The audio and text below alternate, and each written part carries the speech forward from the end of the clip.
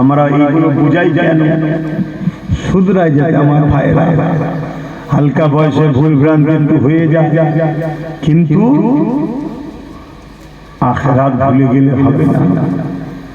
মৃত্যু কত তোমার আমার আশপাশের মানুষ সব এসেছিল, এক এক করে সব চলে গেছে। দেখো আমার অনেক ভাই বোন, তারা আমাদেরই ভাই হবে জানি মনে হচ্ছে। দেখো বাইরে দাঁড়িয়ে আছে, অনেক ভাই আছে দেখো এই দিকে দাঁড়িয়ে আছে।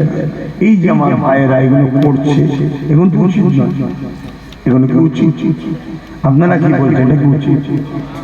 তারা তো আমাদেরই ভাই নাকি, আমাদেরই তো। তাহলে এগুলো তো বুঝতে হবে যে যাই একটু বসি, এখানে বসলে গুনাহ মাফ হয়,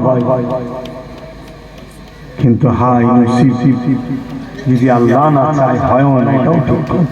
আল্লাহ যদি না চায় হয়।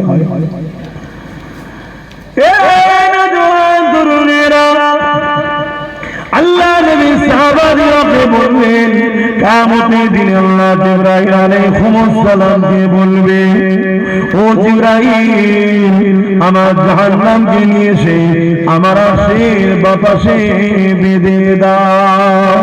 ৭০,০০০ জিঞ্জির দিয়ে জাহান্নামকে বাঁধা হবে, এক একটা জিঞ্জিরে ৭০,০০০ করে ফেরেশতা ধরে রাখবে, তথাপিও জাহান্নামকে ধরে রাখতে পারবে না। জাহান্নাম লম্বা লম্বা জীবন করে গুনাহগারকে ধরতে যাবে। এই দিনটা কত কঠিন দিন হবে, এই লোকের এই দিন কতদিন হবে? কানা মিকদারু ৫০,০০০ সানাতি, ৫০,০০০ বছরের একটা লম্বা দিন আল্লাহ বানাবে। দুনিয়ায় ৫০,০০০ বছর যতদিন হয়, একটা দিন অত লম্বা হবে যেদিন আল্লাহ বিচারের দিন করবে। এই যুবকেরা, তরুণেরা, বাপেরা, ওই কঠিন ময়দানে বাসনে কি হবে? ওদিন তো বাপের হবে না, ছেলে বাপের হবে না, মা মেয়ের হবে না, মেয়ে মায়ের হবে না, স্বামী স্ত্রীর হবে না, স্ত্রী স্বামীর হবে না, কেউ কারো হবে না। ওই দিনেতে শুধুমাত্র আল্লাহ নবীর জবান দিয়ে বেরোবে, ইয়া রাব্বি হাবলি উম্মতি উম্মতি। আরো জোরে বলুন সুবহান। কত ভালোবাসে সেই রাসূলের জন্য আমরা কি করলাম বল। তার যে কষ্টের মেহনতের ইসলাম রেখে গেল, যে ইসলামকে প্রচার করতে গিয়ে আল্লাহ নবী কত মার খেলেন, কত কষ্ট পেলেন। আজকে সেই ইসলামকে চতুর্দিক দিয়ে মিটাবার প্ল্যান চলছে। আমরা কি করছি? আমরা ইসলামের কোন কাজে লাগলাম? একটু ভাবতে হবে, একটুখানি চিন্তা করতে হবে, তবেই তো আমাদের মধ্যে পরিবর্তন আসবে। শুধু ওয়াজ হবে, শুনবেন, চলে যাবেন।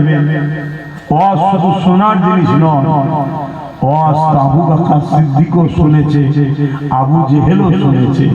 আবু বকর সিদ্দিক হয়েছে, দুনিয়া থেকে জান্নাতের সার্টিফিকেটও পেয়েছে। জোরে বলবো সুবহানাল্লাহ।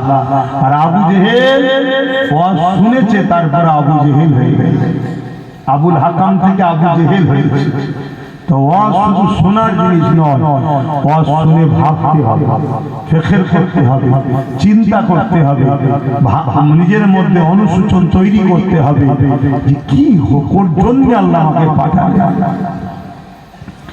বান্দা আমি তোকে দুটো হাত দিলাম।